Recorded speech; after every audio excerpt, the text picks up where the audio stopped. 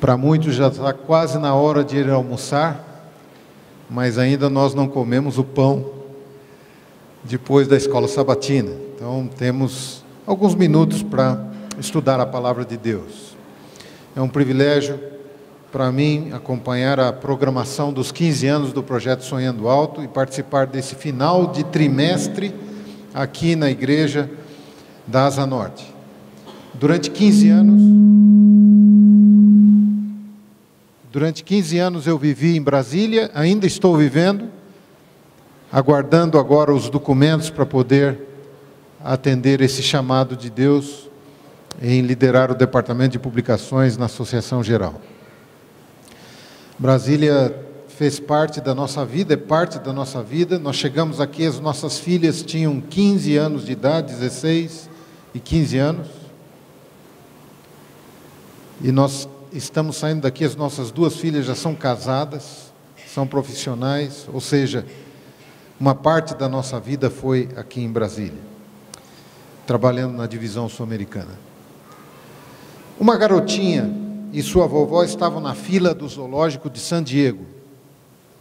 Os organizadores daquele evento no zoológico haviam contratado um artista para pintar o rosto das garotinhas, ou dos garotos, com desenhos de animais como golfinhos, zebras, girafas e outros animais. Essa garotinha viu que a fila era enorme para entrar, o calor intenso, e ela decidiu parar ali onde estava o artista para pintar o seu rostinho. Sua avó estava com ela. Quando um outro garotinho viu, começou a zombar da menina, dizendo: nossa, como este artista vai conseguir desenhar algo no seu rosto, se ele é totalmente repleto de sardas? Eu não sei como se diz sardas em espanhol. Sardas, pintas na cara. E esse garotinho zombava, irritava, e a garotinha começou a chorar, e chorava muito. Até que a avó, para consolá-la, tirou-a de lado e disse: escute, você tem sardas lindas, eu gostaria de voltar a ser criança outra vez, para outra vez ter sardas, porque você é muito linda. E a vovó pergunta para a menina: o que é mais bonito do que um rostinho cheio de sardas? A menininha parou, olhou para a vovó e respondeu: rugas. Sardas e rugas simbolizam idades, estações da vida, tempos na vida. Existe o tempo das sardas, existe o tempo das rugas. Eu quero falar nesta manhã sobre as estações da vida. As estações da vida foram retratadas por Salomão no livro de Eclesiastes, no capítulo 3, se você puder abrir a sua Bíblia, nós vamos ler juntos o que está escrito ali. Eu vou ler na versão linguagem de hoje, nova tradução na linguagem de hoje, Eclesiastes 3, diz assim: tudo neste mundo tem o seu tempo, cada coisa tem uma ocasião, há tempo de nascer, há tempo de morrer, tempo de plantar, tempo de arrancar, tempo de matar, tempo de curar, tempo de derrubar, tempo de construir. Há tempo de ficar triste e tempo de se alegrar. Tempo de chorar, tempo de dançar. Tempo de espalhar pedras, tempo de ajuntá-las. Tempo de abraçar, tempo de afastar. Há tempo de procurar e tempo de perder. Tempo de economizar, tempo de desperdiçar. Tempo de rasgar, tempo de remendar, tempo de ficar calado, tempo de falar. Há tempo de amar e tempo de odiar, tempo de guerra e tempo de paz. A Bíblia fala dessas estações de tempos na vida. Uma igreja é um conjunto de pessoas que vivem as 4 estações. E uma igreja saudável é uma igreja na qual as 4 estações convivem de forma harmônica, e os dons e características e talentos de cada pessoa, segundo a estação da vida em que está, completa a obra de Deus de alguma maneira. as estações. Nós poderíamos resumir as estações da vida dizendo que a primeira estação é a primavera, que vai do nascimento até o aniversário número 25, até os 25 anos. Há muitos aqui que estão na primavera. Talvez esse grupo do Projeto Sonhando Alto aqui, todos estejam na primavera da vida. É a fase mais linda da vida, dos sonhos, dos planos, dos ideais. É a fase de você planejar o seu futuro, de você ver a vida toda pela frente. Mas a segunda fase da vida, nós poderíamos dizer que é o verão, que vai do aniversário 26, ou do 26º ano de vida, até os 50 anos de idade. Este é o verão. O verão é o tempo de colher o que foi plantado na primavera. O verão é o tempo de consolidar conquistas. O verão é o tempo de constituir a família, de ter filhos, de crescer profissionalmente, de alcançar bons resultados, de crescer espiritualmente na fé, de ter vivido com Deus e de alcançar a maturidade. Este é o verão. A terceira fase ou estação da vida é o outono. E ele vai do ano 51, ou seja, quando você completa 51 anos de idade, até o seu aniversário número 75. Este é o outono. O outono é o tempo de desfrutar das vitórias já alcançadas. O outono ainda simboliza um tempo de conquistas e de sonhos. Aliás, os sonhos nunca devem abandonar a vida de qualquer ser vivente. Enquanto a vida deve haver sonhos. O outono é este tempo que ainda se sonha, que ainda se planeja, que ainda no meio da maturidade se busca alcançar resultados. A quarta fase da vida é o inverno. O inverno poderia ser demarcado como do ano 76, ou quando você completa 76 anos de vida, até os 100 anos. Vamos supor que todos nós vamos morrer com 100 anos, se Jesus não voltar até lá. É uma boa idade, não é? Essa semana, vendo o jornal, eu vi ali uma matéria sobre um jovem japonês de 104 anos que ainda corre maratonas. Eu fiquei encantado. Nem todos chegarão lá, nem todos correrão maratonas com essa idade. O inverno vai dos 76 anos até o ano do nosso descanso. Vamos analisar um pouquinho cada uma dessas fases. Eu vou falar um pouco mais sobre a primavera, é verdade, e sobre o inverno. Vou falar um pouco mais do começo e do fim. Porque é inevitável o começo e você não pode fugir do fim. O que vem no meio pode ser resultado do que foi semeado na primavera. E o que vem no fim pode ser a colheita de tudo o que foi plantado durante a sua vida. Salomão diz em Eclesiastes capítulo 11, versículo 4, versículo 9, melhor. Alegra-te, jovem, na sua juventude, recreie-se o seu coração nos dias da tua mocidade, e ande pelos caminhos que satisfaçam o teu coração e agradam os teus olhos. Sabe, porém, que de todas as coisas Deus te pedirá contas. Aqui, a palavra que fala da juventude é alegrar. Alegra-te. Parece que é uma relação entre a alegria e a liberdade de fazer as coisas.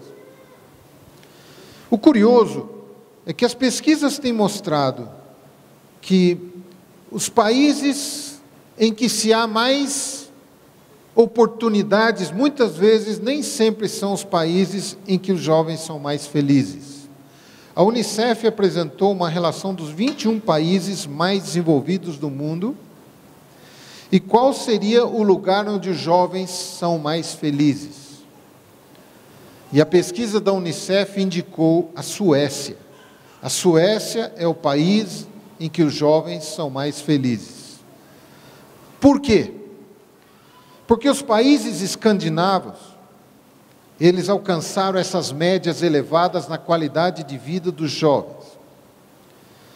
Pesquisas na área da sociologia indicam que tem que ver com relacionamentos e não especificamente com qualidade e conforto na vida. Relacionamentos. Relacionamento com amigos, com família e com a comunidade.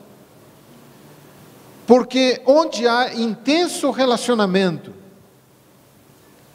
não existe vazio. Desses 21 países, muitos deles são países altamente desenvolvidos e ricos. Mas os jovens responderam perguntas indicando que eles viviam um intenso vazio existencial. O vazio existencial não está relacionado com pobreza e falta de oportunidades de progredir profissionalmente. O vazio existencial está relacionado à falta de uma missão na vida. De alguma forma, os jovens suecos encontram a missão de promover bons relacionamentos na família, e nos amigos, e entre amigos, e na comunidade. Oportunidade de ter uma missão na vida, logo cedo. Uma pesquisa realizada pelo Instituto Barna, que é um dos maiores institutos de pesquisas na área cristã ou evangélica nos Estados Unidos, levou a termo um livro chamado Geração Perdida, em português, ou You Lost Me, em inglês. Este livro interpreta as pesquisas no intuito de identificar quais são as razões por que os jovens saem da igreja, entre todas as denominações. E o autor, David Kinnaman, apresenta 6 razões. A primeira razão pela qual um jovem deixa a igreja é porque a igreja, em muitos lugares, não é uma pesquisa realizada aqui no Brasil, nem na América do Sul. É uma pesquisa realizada nos Estados Unidos. A igreja é super protetora. Ela não dá espaço para que o jovem participe, porque o jovem pode errar. Se for cantar, ele pode esquecer a letra. Se for falar, ele pode se equivocar, gaguejar. Então, para que o jovem não passe vergonha, a igreja protege. Não, meu filho, você é muito jovem, deixa essa tarefa para o ancião, para o mais velho. A igreja é super protetora. Tarefas que exijam esforço, suor, determinação. Não, a igreja protege. Essa é uma das razões pelas quais os jovens saem da igreja. Segunda, a igreja é superficial. Os relacionamentos são superficiais. Terceiro, a igreja é anticientífica, ou seja, não oferece respostas claras a questionamentos sobre criacionismo e evolucionismo. Quarto, a igreja é repressiva. Quinto, a igreja é exclusivista. Só quem está dentro está salvo, quem está fora, condenado. Sexto, a igreja não é receptiva a dúvidas. Essas são as 6 razões apontadas pelo Instituto Barna como as razões que fazem com que os jovens deixem a igreja. Eu não vim aqui para responder essas questões. Se alguém quiser as respostas ou sugestões, procure esse livro, Geração Perdida. Recomendo, muito bom, especialmente para pais e professores, e pastores e anciãos. Esse livro vai interpretar cada uma dessas situações e vai oferecer respostas. Mas eu quero colocar isso apenas para enaltecer o fato de que, na primavera da vida, o que faz a vida ter sentido é a missão que você abraça, é a causa que você defende.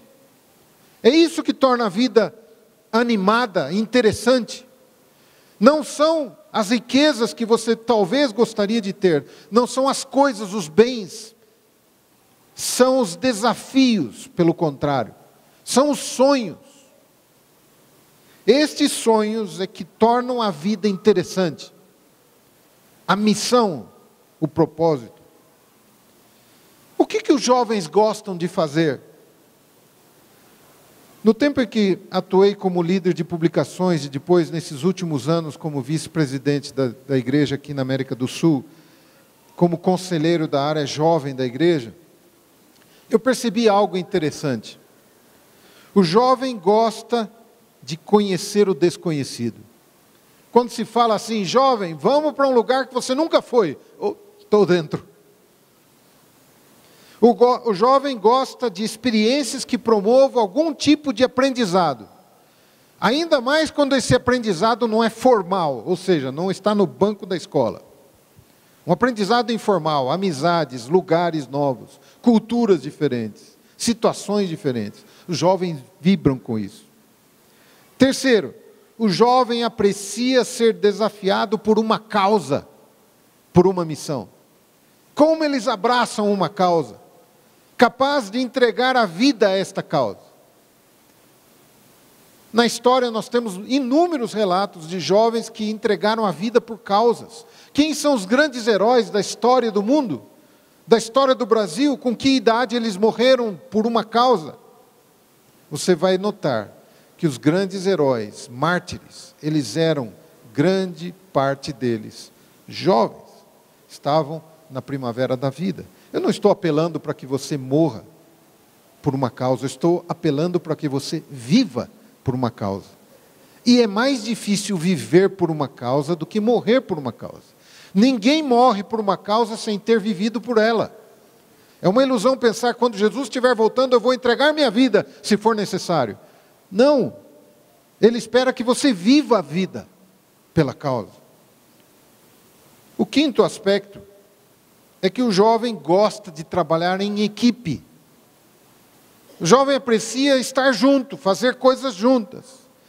Se é para pregar o evangelho, vamos de 2 em 2, ou de 3 em 3, ou quarteto, ou quinteto, ou 10, ou uma equipe. O jovem não gosta de atuar sozinho. Quando ele se vê sozinho numa atividade, ele pensa, opa, não é para mim. Porque ele não vê ninguém mais fazendo aquilo. Mas quando ele vê outros se engajando, epa, isso é para mim, porque tem mais gente fazendo isso. Por isso que é muito importante que a igreja tenha atividades em que os jovens participem juntos, clubes de bravadores,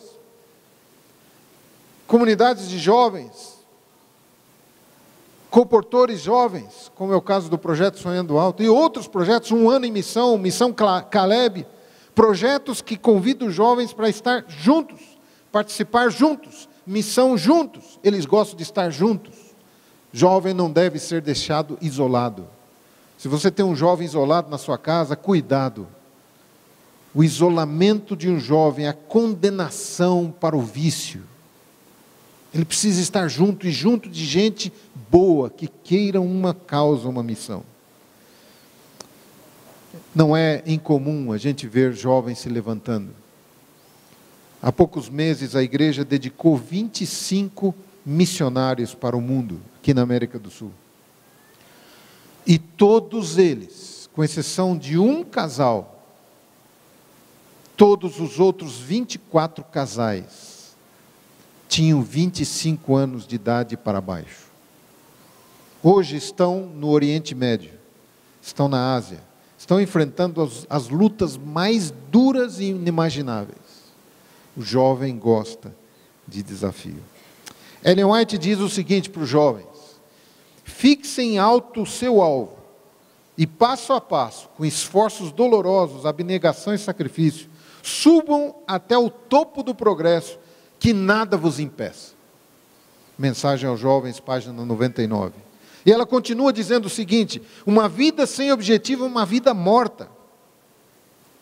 E ela segue: poucos males há que se devem temer, mais do que a indolência e a falta de um objetivo. Não existe mal maior do que a falta de objetivo. Nessa fase de preparação para a mudança, a minha esposa e eu temos uma maratona por postos de saúde de Brasília. Nós temos uma lista desse tamanho de vacinas para tomar. Tétano, febre amarela, febre tifoide, pneumonia, hepatite A, hepatite B, hepatite Z, de tudo quanto é tipo de doença você tem que tomar. Eu não vi nenhuma vacina contra a apatia e a falta de visão. Não existe. Não há inimigo mais temível do que a falta de um objetivo na vida. E a única vacina que você tem contra esta doença temível é você se envolver numa causa, numa missão, abraçá-la. Portanto, o projeto Sonhando Alto com 15 anos, significa 15 anos de uma vida ou de vidas que foram mudadas porque abraçaram um objetivo. Há um tempo atrás eu recebi um e-mail de uma empresária lá de Manaus. Este e-mail agradecia a igreja por organizar um grupo de colportores e estudantes do IAN que haviam ido para Manaus para venderem os nossos livros. E assim, uma menina recém-ingressada na faculdade de enfermagem do IAN estava nesse grupo. Uma menina tímida, magrinha, desnutrida, pobre. A Daniela estava nesse grupo. E a Daniela começou a visitar famílias e, por coincidência, ela visitou uma família adventista, da senhora Lidiane. Uma família abastada.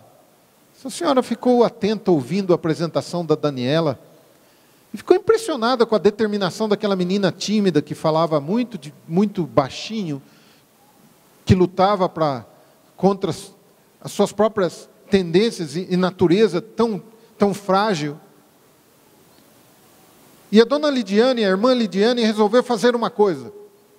Daniela, vem amanhã cedo que eu vou sair com você. A Lidiane é uma empresária. Eu vou sair com você. Tá bom. Daniela apareceu no outro dia lá toda animada. A Lidiane então falou, vamos para o carro, eu tenho 15 visitas para fazer com você. E a Lidiane acompanhou a Daniela visita por visita, visita por visita. E todas as amigas da Lidiane adquiriram as coleções que Daniela estava vendendo. Foi uma bênção na vida da Daniela, não é? A bênção na vida de um comportor, não é? Imaginem, uma empresária adventista para um dia inteiro do seu trabalho e sai com uma jovenzinha estudante, cheia de sonhos, mas muito humilde, muito simples, muito frágil, e vai visitar pessoas da alta sociedade para colocar os livros, e venderam para todos. Mas quem escreve agradecendo não foi a Daniela, foi a Lidiane. Eu quero agradecer pela oportunidade de ter conhecido a Daniela, uma menina linda, uma menina cheia de sonhos, na qual eu vejo a presença de Deus, a presença do Espírito Santo.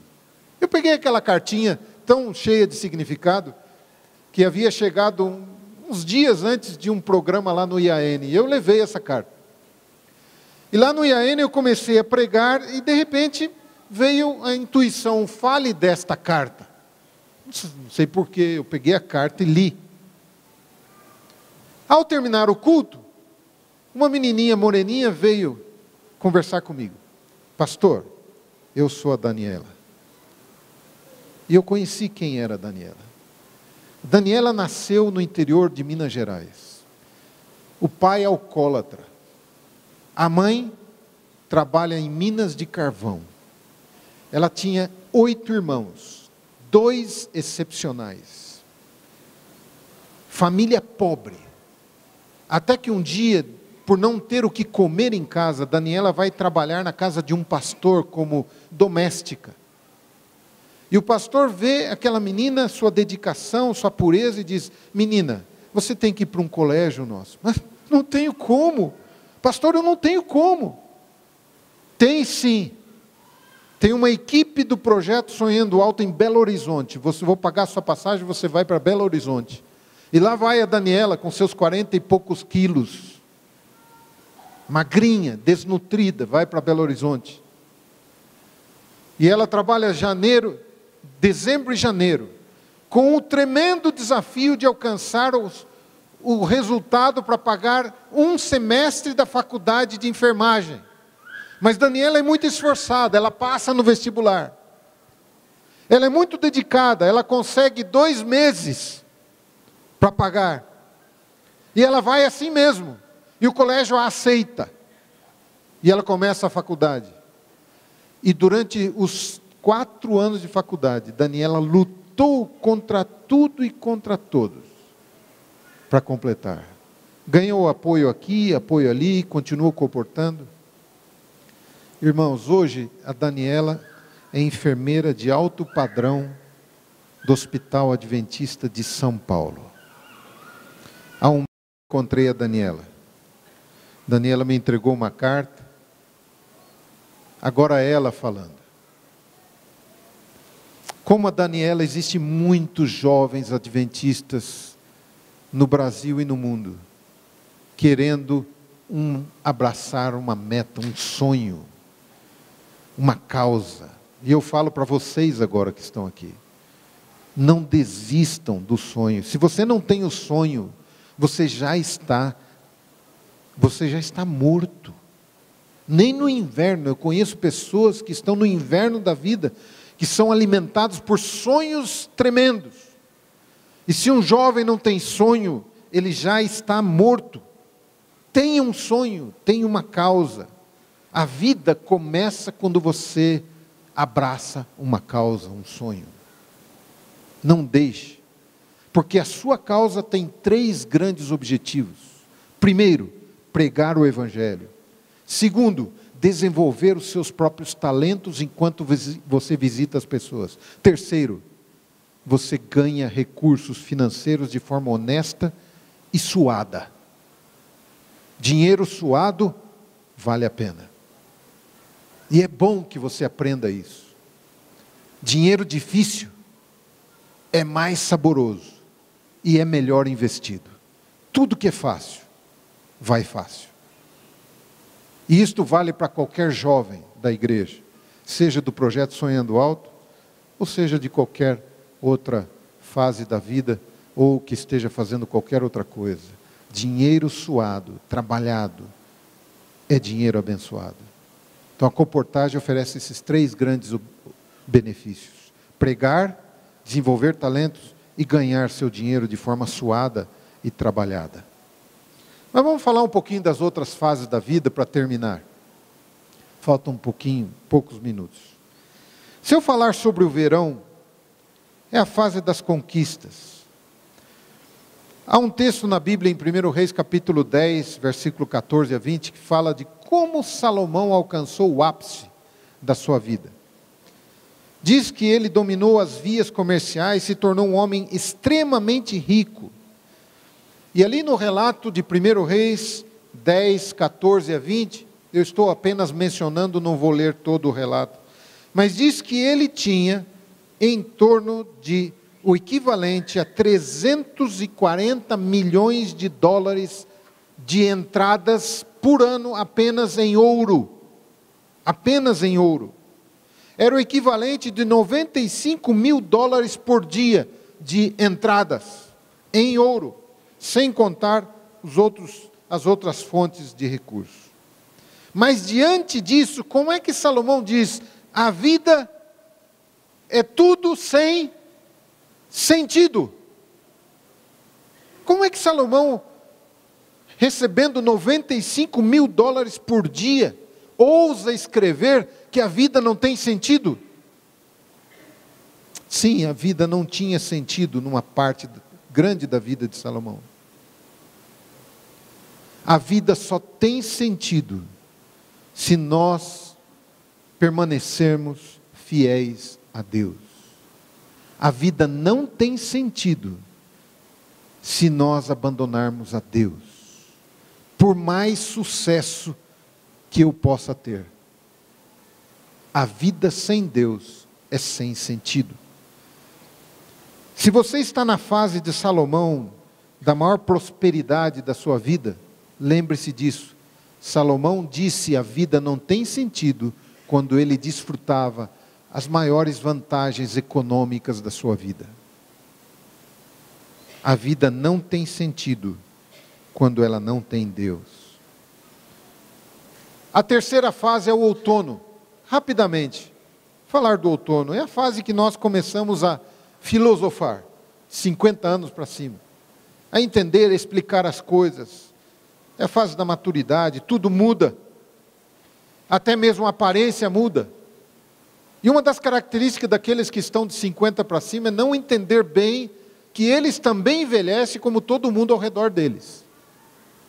Uma mulher que mudou-se para uma cidade, ela teve que visitar o dentista para um tratamento. Ela não conhecia o dentista, ela era nova na cidade. E ela entrou ali na sala de espera e ela viu que havia várias fotos, diplomas e troféus. Ela pensou, puxa, esse dentista estudou na mesma escola que eu estudei, no ensino médio. Olha aqui, escola tal, ele estudou lá. E ela viu uma data, eu também estava lá. Quando ela foi recebida pelo dentista, ela reconheceu, mas viu, nossa, ele está tão velho, está careca, gordo. E conversa vai, conversa vem. Ela pergunta, eu vi que você estudou em tal colégio, no ano tal, você se formou em 1984. É mesmo, eu estudei lá, eu era da turma tal. E ela fala, olha, eu também estudei lá. E depois, eu também convivi com essa turma. E o médico o dentista olhando para ela, perguntou, mas que matéria você ensinava mesmo? Todo mundo envelhece. E quem está no outono da vida, precisa reconhecer esta realidade. Qual é o conselho que Salomão dá para aqueles que estão no outono da vida? Em Eclesiastes capítulo 9, versículo 10, diz assim, tudo quanto te vier a mão para fazer, faze-o conforme as tuas forças. Porque no além para onde tu vais não há obra, nem projetos, nem conhecimento, nem sabedoria alguma. Ele ainda dá um conselho um pouquinho antes, no versículo 9, diz, enquanto você viver neste mundo de ilusões, aproveite a vida com a mulher que você ama, pois isso é tudo que você vai receber pelos seus trabalhos nesta vida dura que Deus lhe deu. Otimista que só Salomão aqui. Mas há muita sabedoria nisso. Fazer bem tudo, durante todas as fases da vida. Amar o cônjuge, a mulher, o esposo, a esposa. Fortaleça os seus relacionamentos. Cresça nos seus relacionamentos. E vamos para a parte final, o inverno. Falei bastante da primavera, mas vamos falar do inverno. Salomão, em Eclesiastes 12:1, vocês conhecem de cor. Lembra-te do teu Criador nos dias da tua mocidade, antes que venham os maus dias. Chegue os anos dos quais dirás, não tenho neles prazer. Hoje, com a tecnologia e com a ciência, você vê muitos jovens de 80 para cima viver de uma forma saudável, com qualidade. Mas, infelizmente, não são a maioria. Os dias trabalhosos esperam todos aqueles que entrarem para essa quarta fase da vida, a fase do inverno. O conselho de Salomão é lembre-se do seu Criador na mocidade. Ele não quer dizer que é só na mocidade. Você lembra do Criador durante todas as fases da vida, até que chegue os dias do inverno. São nos dias do inverno que, ainda que sejam lindos e maravilhosos em muitos países, são no tempo do inverno que nós queremos tanto, debaixo desse sol terrível do mês de setembro. Imagine quando o verão chegar de vez. Nós queremos o inverno. Mas o inverno que a Bíblia fala é o inverno da conclusão da vida. E a vida pode ser linda na conclusão, como é no início. Ela pode ser bela no entardecer, como é no alvorecer. A vida é passageira, é rápida. Karl Raffner, pastor adventista da igreja de Catherine, nos Estados Unidos, autor de alguns livros publicados pela Casa Publicadora Brasileira, ele conta uma história, que ele foi convidado a fazer o funeral de uma senhora que fora casada por quase 60 anos. O marido teve a oportunidade de contar para o pastor detalhes da vida deles, de como eles se conheceram, de como ele teve coragem de pedi-la em casamento, quando eles se casaram, quando eles tiveram os primeiros filhos, o primeiro filho, depois o segundo e o terceiro filho. Aquelas mãos que se uniram pela primeira vez em namoro, uniram-se mais 3 pares de mãos, e a vida continuou. E eles continuaram segurando as mãos um do outro durante todo o verão, todo o outono, até que o inverno chegasse. Ela foi diagnosticada com mal de Parkinson, e uma filha contou ao pastor que todos os dias este senhor massageava os pés e as mãos desta senhora, porque o Parkinson vai limitando os músculos, e este senhor fazia isso cuidadosamente. De repente ela foi diagnosticada com câncer, e ele cuidou da sua senhora com câncer, segurando as mãos dessa senhora com câncer, aquelas mãos lindas que eram firmes quando eles se casaram, aquelas mãos que ajudaram a conduzir as crianças quando elas nasceram até se tornarem adultos, aquela mão agora trêmula e frágil, ele a segurava. E finalmente esta senhora faleceu. No dia do sepultamento, ele percebeu que as pessoas passavam pelo esquife e saíam, até que ele finalmente veio, o esposo veio e ficou ao lado. E olhando para o rosto da sua esposa, ele dizia em voz alta, lágrimas escorriam do seu rosto: foi como num piscar de olhos. Parece que foi ontem que eu a convidei para ir a uma festa comigo. Parece que foi ontem que eu segurei pela primeira vez em suas mãos. E ele olha para o pastor e diz: pastor, foi tudo assim. E fez esse sinal com as mãos, dizendo: tudo foi muito rápido. Passou sem que eu percebesse. Tudo começou e terminou. A vida é a sucessão de inícios e fins. A Bíblia nos ensina a começar com Deus, para terminar com Deus. Em Salmo 90, 12 diz: ensina-nos a contar os nossos dias, de tal maneira que alcancemos coração sábio. Sim, a vida passa, mas há coisas que não passam. Não passa a causa que você abraça, não passa os relacionamentos que você cultiva, não passa as vidas que você toca, não passa o legado que você deixa. E a influência de uma vida não pode ser medida por aquilo que acontece no intervalo de 40, 50, 100 anos.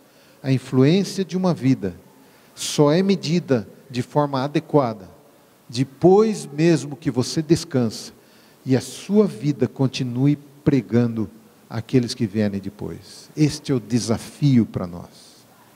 E eu desejo a toda a igreja, especialmente aos jovens da igreja, que abracem este grande desafio e que não desistam dos seus sonhos. Sonhe alto, porque grande é o galardão de Deus para vocês.